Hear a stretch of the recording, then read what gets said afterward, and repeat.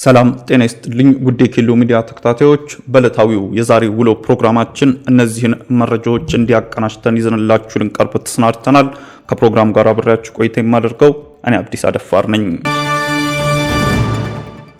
የአንካራ ስምምነትን ተከትሎ የቱርክ ፕሬዝዳንት ረሲብ ጣይብ ኤርዶጋን ኢትዮጵያና ሶማሊያን ሊጎበኙ ነው። የቱርኩ ፕሬዝዳንት ረሲብ ጣይብ ኤርዶጋን ባሳለፍነው ሳምንት ታህሳስ 2 ቀን በኢትዮጵያና በሶማሊያ መካከል የተፈረመውን የአንካራን ስምምነት ተከትሎ በጎርጎሮሳውያኑ 2025 የመጀመሪያ 2 ወራት ውስጥ ሁለቱን ሀገራት የመጎብኘት እቅድ እንዳላቸው ተገለጸ። በምስራቅ ቱርክ በምትገኘው ከተማ ተገኝተው ንግግር ያደረጉት ኤርዶጋን በሀገሪቱ ከስምምነት ላይ የተደረሱት ለ7 ሰዓታት ከፈጀ ስብሰባ በኋላ መሆኑን አስረድተዋል። አክሎም ለትብብራቸው ምስጋና ይግባውና ስምምነቱን ፈርመን ስራውን ጨርሰናል ብለዋል። አያይዘውም ፈጣሪ ቢፈቅድ በሚቀጥለው ዓመት የመጀመሪያዎቹ 2 ወራት ውስጥ ኢትዮጵያንና ሶማሊያን እንደሚጎበኙ ለሁለቱም አገራት መሪዎች ተናግሬያለሁ ማለታቸውም ተጠቁሟል። በቱርክ ፕሬዝዳንት ረሲብ ጣይብ ኤርዶጋን አሸማጋይነት በኢትዮጵያ ጠቅላይ ሚኒስትር አብይ አህመድና በሶማሊያው ፕሬዝዳንት ሐሰን ሼክ መሐመድ ቱርክ አንካራ ላይ የተደረሰው ስምምነት አንዳቸው ለሌላኛው ሉዓላዊነት እና የግዛት አንድነት መከበር ያላቸውን ቁርጠኝነት ያረጋገጡበት ነው ተብሏል።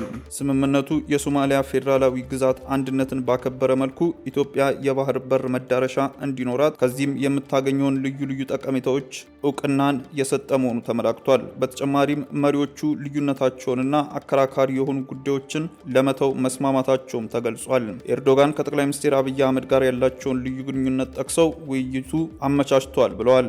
አክለውም በሶማሊያ የኢንቨስትመንት ስራዎች ላይ ተሰማርተናል። ከዚህ ጎን ለጎን በአካባቢው የሚንቀሳቀሱ አሸባሪዎች ላይ እርምጃ ወስደናል። የአንካራው ስምምነት ለኢትዮጵያ በኢኮኖሚውና በመከላከያ ረገድ የምንችለውን ሁሉ ድጋፍ ያበረክታል ብለዋል። ሁለቱ ሀገራት በስምምነቱ መሰረት በ4 ሀገራት ውስጥ የሚጠናቀቅ የቴክኒክ ድርድር ከጎርጎሮሳውያኑ የካቲት 2025 በፊት ለመጀመርም አቅደዋል። በስምምነቱ መሰረት ሶማሊያ በአፍሪካ ህብረት ተልዕኮ ውስጥ የኢትዮጵያ ወታደሮች ለከፈሉት መስዋዕትነት እውቅና ሰጥታለች መባሉም ይታወሳል። በተጨማሪም የቱርኩ ፕሬዝዳንት ረሲብ ጣይብ ኤርዶጋን ውይይቱን የማቀላጠፍ ሚናቸው እውቅና የተሰጠው ሲሆን ሁለቱ መሪዎች ለቃል ኪዳኑ ተግባራዊ መደረግና ወደፊት የሚነሱ ልዩነቶችን በውይይት ለመፍታት የቱርክን ቀጣይ ድጋፍ በደስታ ተቀብለዋል። ኢትዮጵያ ከሶማሌላንድ ጋር የተፈራረመችውን የባህር በር ስምምነት ተከትሎ በቀጠናው ላይ የተፈጠረውን ውጥረት ተባብሶ እንደነበረ ይታወሳል።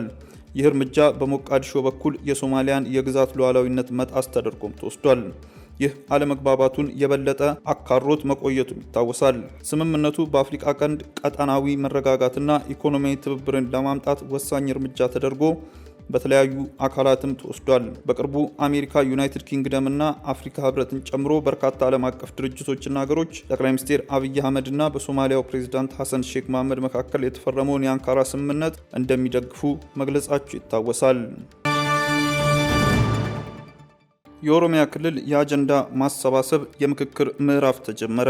የኢትዮጵያ ሀገራዊ ምክክር ኮሚሽን በኦሮሚያ ክልል የተዘጋጀውን የአጀንዳ ማሰባሰብ የምክክር መድረክ ዛሬ ታህሳስ 7 ቀን በአዳማ ሳይንስና ቴክኖሎጂ ዩኒቨርሲቲ በተካሄደ ስነ ስርዓት ጀምሯል። ኦፌኮን ጨምሮ የተለያዩ በክልሉ የሚንቀሳቀሱ የፖለቲካ ፓርቲዎች ለምክክር መድረኩ ራሳቸውን ማግለላቸውን ማሳወቃቸው ይታወሳል። ፓርቲዎቹ በኮሚሽኑ ገለልተኝነትና አሳታፊነት ዙሪያ በርካታ ጥያቄዎችን ሲያቀርቡ እንደነበረም ይታወቃል።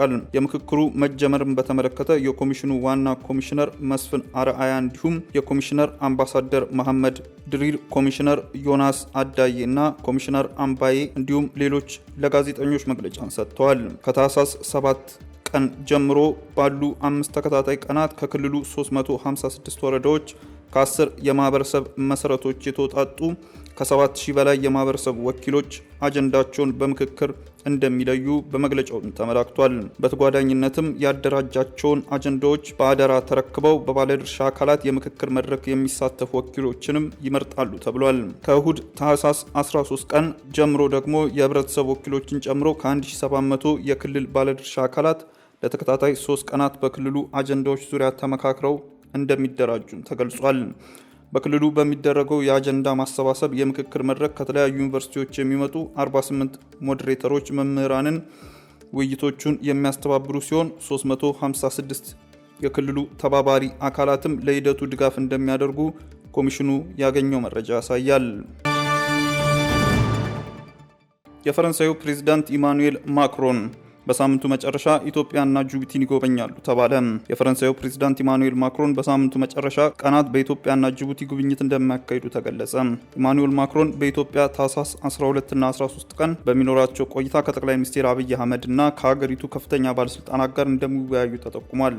ማክሮን በተጨማሪም በአዲስ አበባ በፈረንሳይ ድጋፍ የታደሰው ብሔራዊ ኢዮቤልዩ ቤተ መንግስትን መርቀውም ለጎብኚዎች ክፍት እንደሚያደርጉ ከካፒታል ጋዜጣ ያገኘነው መረጃ ያሳያል። የፈረንሳዩ ዓለም አቀፍ የልማት ኤጀንሲ ለብሔራዊ ኢዮቤልዩ ቤተ መንግስት እድሳት 12 ሚሊዮን ዩሮ ድጋፍ ማድረጉ የተጠቆመ ሲሆን ከአንድ ዓመት ተኩል እድሳት በኋላ ማክሮን ተመርቆ ክፍት ይሆናል ተብሏል። የመጀመሪያው ዙር የቤተ መንግስት እድሳት አጠቃላይ 20 ሚሊዮን ዩሮ ይፈጃል የተባለ ሲሆን ትኩረቱም ለጎብኚዎች ክፍት በማድረግ የቱሪስት መስህብ እንዲሆን ማስቻል መሆኑን ተጠቁሟል።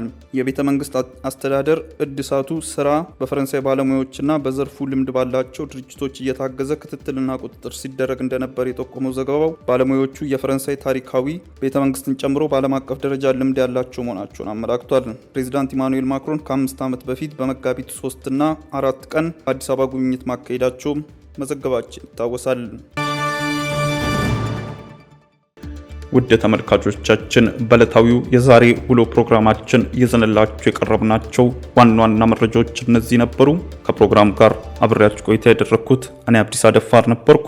ከሌሎች የኬሎ ሚዲያ ፕሮግራሞች ጋር መልካም ቆይታም